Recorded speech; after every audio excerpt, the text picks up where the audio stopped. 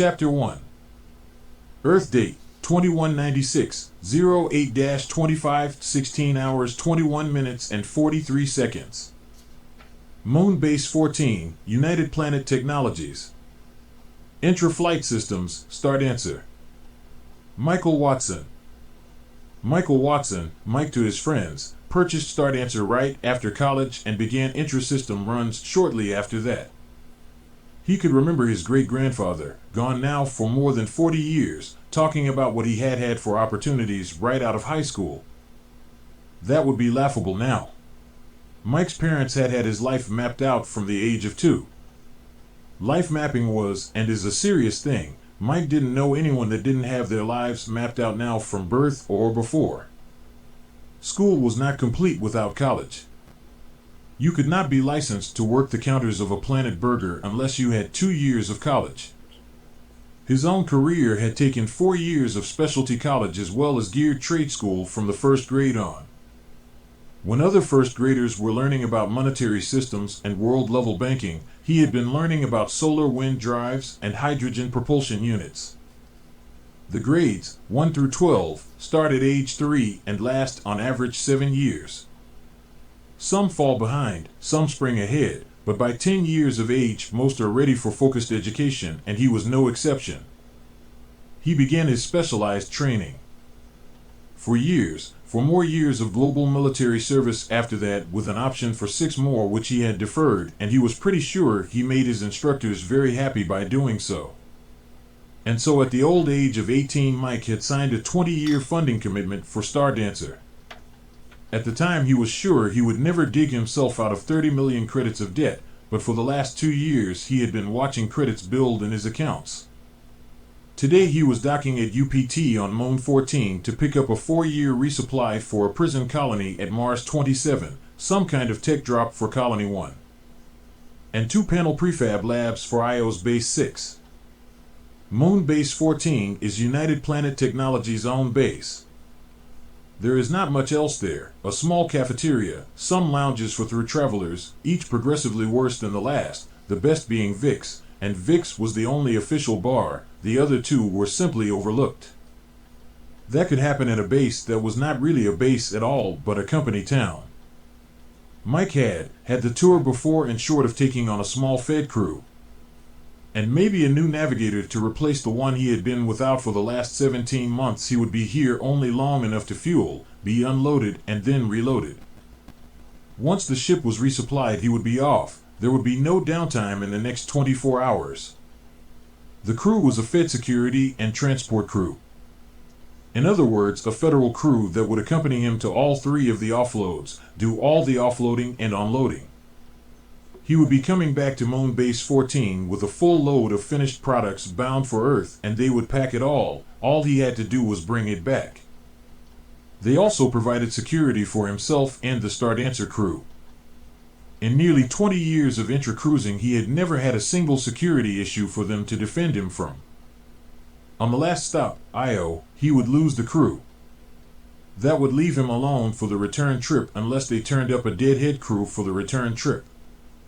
He would also be required to transport any returning paroled inmates, terminated or retired employees, or UPT employees that required transport, bar those possibilities. Unless he signed a navigator today he would be coming back alone, and so far out of 20 possible candidates he had only 5 show up, and out of the 5 3 had turned him down. He had turned the other 2 down. He told himself that if he were a betting man the odds were that he would be riding alone this return trip. A return trip alone did not mean he would be returning empty. No transport was ever left empty.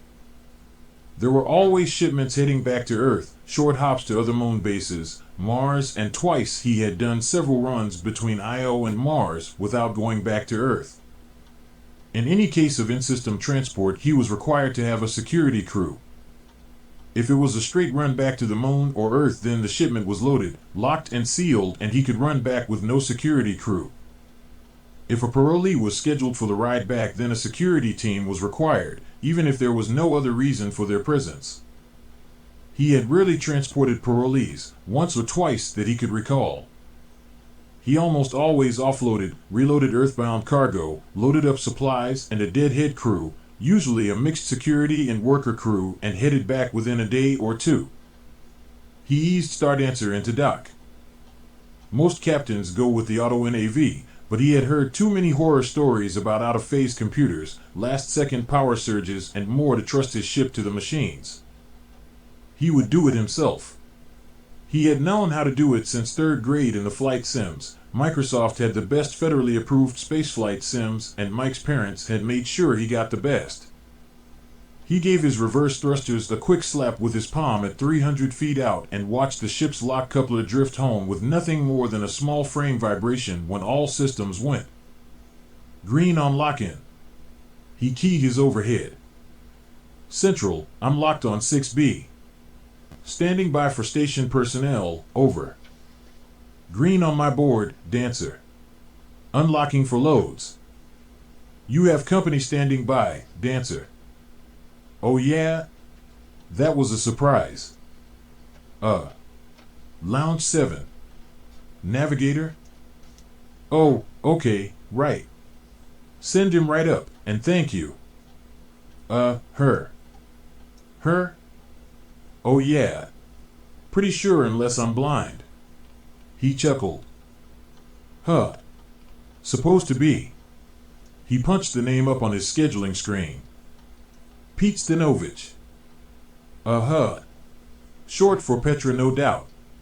Petra Stanovich. See, you must have heard the Pete part and not the Tra part. He chuckled again. Someone screwed up. It's entered as Pete in the comm. Okay, send her up then, and thanks. Coming at you. Base out. Mike clicked off inside. This meant number 21 was most likely a wash too. Most women who interviewed for the job were not interested once they realized it was an intergalaxy or system cruiser and one that was considered a dinosaur of a ship. About all he did have to offer were transferable credits for federal space work. Because he had not deactivated his military time, he had what was called time for time credit. A perk because he had done his 4 in the service and kept his 6 active. That meant that technically the feds could still pick him up for that 6 anytime they wanted to. In exchange, it meant that he could offer his employees who were fresh out of military service time for time credit. A young navigator would have to be fresh out of military service or within their benefit time window, thus making them eligible for the time. The time would count directly as military experience in advanced navigation, a big plus, but maybe not worth the 2-year minimum hitch they would have to do on his ship. Even so, it was a good perk, and the past 3 navigators he had hired were immediately picked up for Star Cruiser service at the end of their contracts. It was both his ace in the hole and his queen of spades. He unbuckled, thought about it, and then keyed his comm link. Unlocked, Central, and could you delay my visitor by 20? Be at least that. Problem? No. That'll work. Okay, Mike. You have Baylor as SEC chief. A crew of 20 security. 3 max-level prisoner transports and 4 tech-level grads bound for Io. That's it. Out. Mike keyed his comlink as an answer. Flicked the unlock switches for the cargo holds, electronically signed his security certificate to allow offloading and loading, and headed for the showers and fresh clothes. He may as well make the best impression that he could, he reasoned. Earth date, 2296-08, 25, 16, 27, and 14 seconds. Moon Base 14, Visitor Lounge 7. United Planet Technologies. Petra Stanovich. She could see the bar through the glass wall. She supposed that was the idea, but the last thing she needed before the interview was a drink. This would be her 4th interview. Each interview had started out good and then spiraled downward. She supposed her job broker was doing the best he could, though. She had no real experience. Her parents had used all of their remaining influence to get her into the military after 2 years of training school. She had worked out of field for the last 2 years, a bad mistake. You became obsolete fast as a navigator. She had been considering using her 6 on the back and going back into the military side of the feds. There would be plenty of navigators and pilot positions there. The out-of-field work had really put her in a bad position, but even though military service could save her situation, if she went to the military side of the Fed, she could forget about ever having a civilian career. The only good thing about this particular position was that it was a time-for-time position. It would count as military time, restart her clock, and qualify her for something better down the line. The overhead speaker suddenly came to life with a loud buzzing that made her react by clasping her hands over her ears. Remain where you are. Attention, remain where you are. Federal transport crews are moving through your area with dangerous cargo. It is in your best interest to avoid all movement, as motion sensing units may determine that you are a threat to security. The speakers went dead for a few seconds and then began repeating the warning again.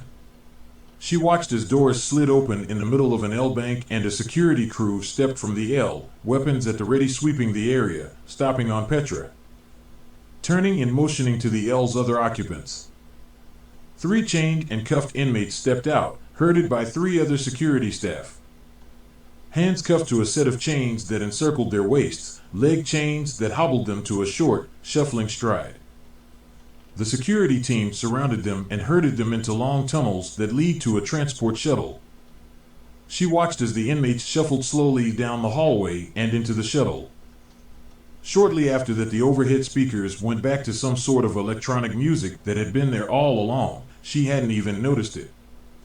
She turned her mind back to the upcoming job interview and what it could mean to her as she watched the shuttle do several slow burns, revolve slightly out of dock, and angle toward the start answer.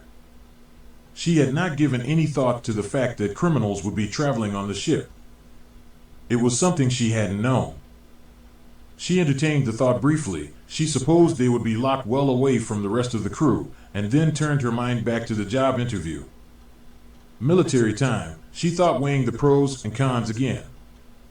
Time for time would not take away from her on the back time. It added to her military experience instead, so her 2 years became 4 years, and 2 more became 6. In that sense, it was a good opportunity, but nothing else about this position looked good at all. She had watched the start answer dock, a 28-year-old intra-cruiser, straight cargo. She was shaped like a giant box with rounded corners. The propulsion units, hydrogen drives, and living quarters sat atop the box, rounded, slightly flattened spheres looking as though they had been added as an afterthought. She watched the shuttle dock at one of 24 docking stations laid out along the side of start answer, a slight bump that she remembered from school, and that would be it. The auto couplers would engage, draw the ship in, and couple the station ship and shuttle together. Each station contained an L entrance, vid screens, and controls for docking, coupling. Each docking required prior approval, or the auto couplers, affected by a powerful magnetic field, would not engage, the locks would not cycle, and the shuttle would touch. Bump slightly and then continue backwards, slipping out of the gravitational pull of the mag field. She wondered about the intra-class cruiser now. How many of these were left in service? 2? 3? A quick check of her wrist pad showed her just how wrong she was. There were over 10,000 intra-class cruisers of this configuration in service right now. That was mind-boggling. She had assumed that the heavy star cruisers were what dominated the heavens, but she was wrong. The same link gave her the data for that configuration. Only slightly more than 4,000, and out of that number only 128 were licensed as star cruisers. The rest were galaxy cruisers, short-run resupply craft, and drone craft for quantum travel. The antiquated intra-cruisers far outnumbered the Galaxy-class cruisers of the official federal fleets. Maybe the whole thing could be a plus, she thought. She watched the huge transparent outer wall. The shuttle that she had watched dock had been joined by 3 others, looking as though they had been there since the ship had left dry dock. She saw loading was already taking place on the cruiser. 2 hatches were open, and company workers in full radiation suits could be seen inside the cargo bays. Rows of lights lit the space. It yawned open like a cavern far into the interior of the ship, so far that she could not see the end of the space. All the approaching shuttles, and even the workers, seemed to be moving in slow motion. Space did that. It seemed to take forever for something to actually happen. A shuttle to close the distance to a dock facility, a worker to push off and then maneuver with suit thrusters to their next workstation. The prison colonies had started with the undesirables, murderers, rapists, predators that were deemed unfit for society. As the colonies grew, the feds moved on down the criminal line to fill them. Multiple offenders, thieves, and other criminals. Finally, the prisons on Earth were emptied and all prisoners were relocated off-planet. That had happened in part because the real estate on Earth had suddenly been deemed too expensive to use for housing them. Yes, correctional services were still a cash cow, but it was simply moved off-planet. Earth's citizens did not want their criminals living among them. The colonies on Mars, Io, Europa, and Venus were perfect for penal colonies. All of the first off-moon colonies had been built by prisoners. It had worked perfectly, and long before the massive death tolls and horrid conditions came to light, the feds had perfected living condition requirements and buildings that could withstand life in those places. What was past. Those that write history shape history, they say, and it had been that way, she knew. The changes in colonies had come at the expense of some 92,000 inmates and political prisoners. Earth's citizens turned away their blind eyes, happy that those prisoners were not a blight upon the Earth itself, walking among them in some cases. Glad to risk lives that were not their own for progress. It left a bad taste in Petra's mouth, but her own position was not much better.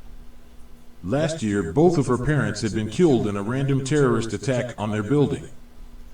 It happened about twice a month somewhere in the world. There were so many factions opposed to the unified federal global government. Truth be told, she didn't like it herself. It scared her in its impersonal approach to life and death, human rights. 2 years before it had become a world-class felony to be found homeless, picked up and convicted, the offenders were deported off-world to one of the penal colonies.